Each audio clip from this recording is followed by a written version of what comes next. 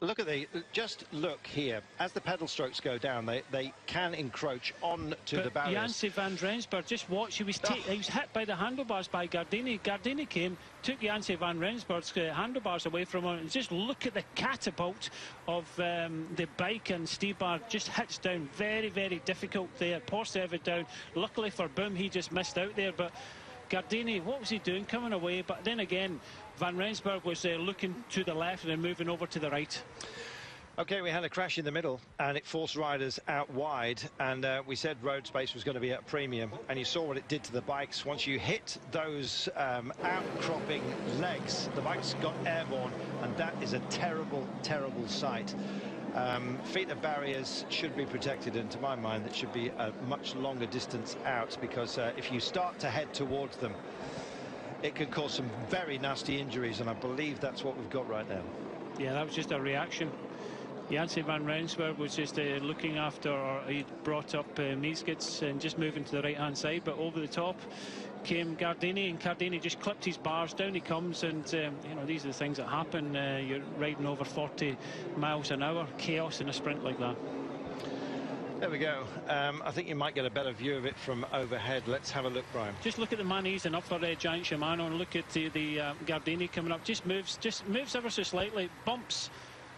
It's in fact Apollonio that hit his bars, and down he comes, and the chaos is behind. But at this stage it's still Debussier, Nizzolo and Bohani with Ferrar fighting. Nowhere for Miesgits to go at this moment. He has to be content and just sitting there. The door opens on the left hand side, but this time Bohani goes for it, and Miesgits just finds his way through and takes a good second place there. But Bohani, another good one. Miesgits takes seconds, and it's going to be very close for third. And I think it's Nizzolo just takes that one.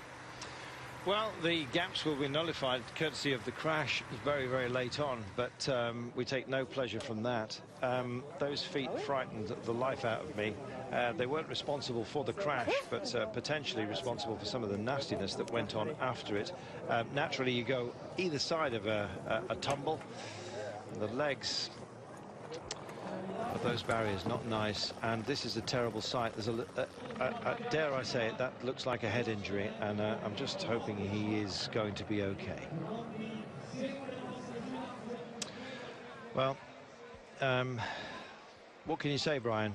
It's a tough sport, this, and we said that we were looking at trouble late on, and we found it. Yeah, it's a terrible sport, and he just went right over, hit his head, and again, if he's taken in the ambulance, it's over for Stybar.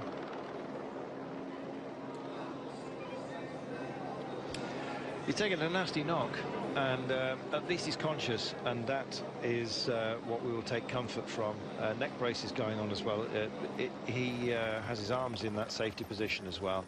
I don't want too much lateral movement across the shoulders. Very good medical support, incidentally, and they'll be getting the best of help right now, which is something that we must be thankful for. Goodness me, it's never pleasant having to deal with something like this, Brian, but it looked a danger early on. We did call it. Well, we've seen it even in Tour de France when Talansky kind of was looking to the right-hand side and slightly moved to the right. I don't think you can blame Janse van Rensburg there, because the road was going to the left-hand side, so he just had looked after Miesgits. He was just looking to his left, and over the top came Apollonio for AG2R. Just touched his, all it needs at that speed, just touched the handlebars, bang, it came down, chaos behind, and this man was just in the wrong place at the wrong time, just hit the people in front of him and really flipped over, and probably you know, obviously went into the barriers on the inside, and his bike just went flying. But again, this is cycling, it's a dangerous sport, and it looks as if Stybar would be okay, but again, that's his race over now, only 200 metres from the finishing line. Oh dear. Well, thanks for your company today. We suspected it might be nasty. We have some more nasty days, but kind of in a different way. More of a challenge rather than a danger, I think. Yeah, we don't want to be a portent. But yes, stages 5, 6 and 7 will be one for the classics specialists. Today looked for much of it like a transition day, Brian. We were expecting it to get a bit nasty at the end.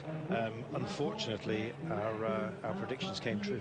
But the trouble is, we said this, it wasn't an overly difficult stage, and there's still a lot of kind of fresher legs towards the finish. Just looking at here after the crash, and a good sprint there by Bohani, and Mies gets again coming through the gaps there to take second place. Ferrer still up there fighting away for the minor places. Nizzolo up there, Rojas for Movistar, Ginet, just the black rider for Europcar just behind there. But a good win. It came through in the end for Française de Jeu. We've seen a lot of success for that man this year.